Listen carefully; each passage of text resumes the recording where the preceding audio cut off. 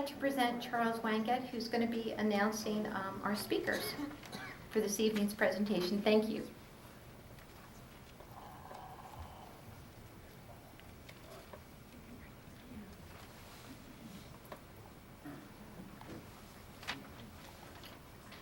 I have the pleasure this evening of introducing the feature presentation and the speakers.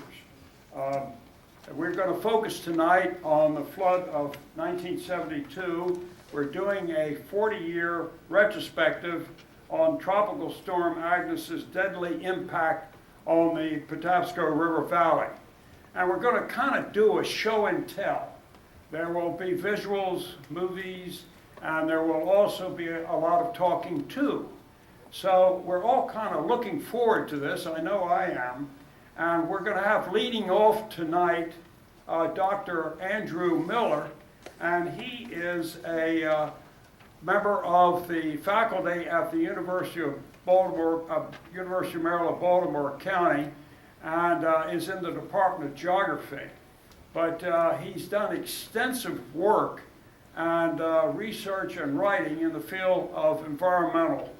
And he has a special expertise on floods in this region.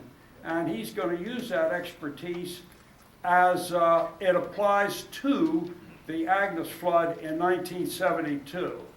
And if we have time, we're also going to have Dr. Miller chair the question and answer period, and maybe we will have some time, so that would be great.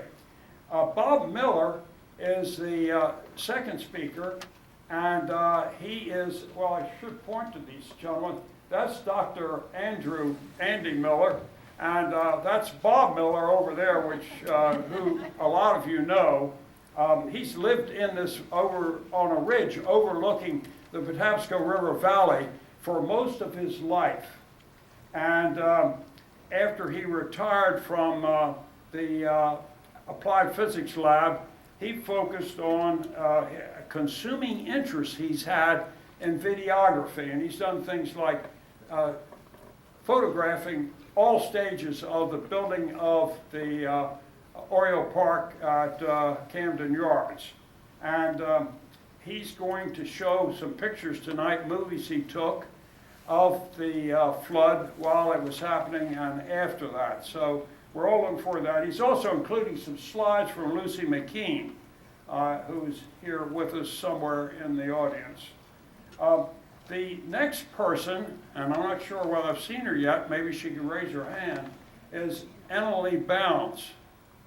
And maybe she'll come in later, if she isn't here now.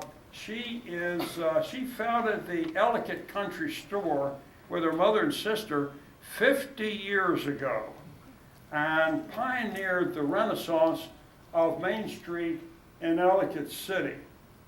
She also created and published for 14 years something called The Heritage. And they're back on one of the tables back there. You can see some of her publications. They're really quite interesting, and they have one on what's called freshets. That's what they used to call floods back in the old days. Maybe Dr. Miller could tell us more about that. I'm not quite sure how that happened or how it evolved into floods instead of freshets. So she will give an eyewitness account of the flood in Ellicott City. John Teichmiller, who is sitting right here close by me on my left, he is a retired financial advisor and a former member of the Patapsco Heritage Greenway Board. He has had a lifelong interest in transportation, particularly ships and railroads. And he also, you published your own magazine at one point, didn't you, on rolling stuff? Railroading. Well, he's a pretty knowledgeable guy, so he's speaking with some sort of expertise when he focuses in his talk on the impact of Agnes on the Patapsco River Valley. So without further ado, I turn this over to Dr. Miller and let him proceed with the panel. Thank you. Thank you for inviting me.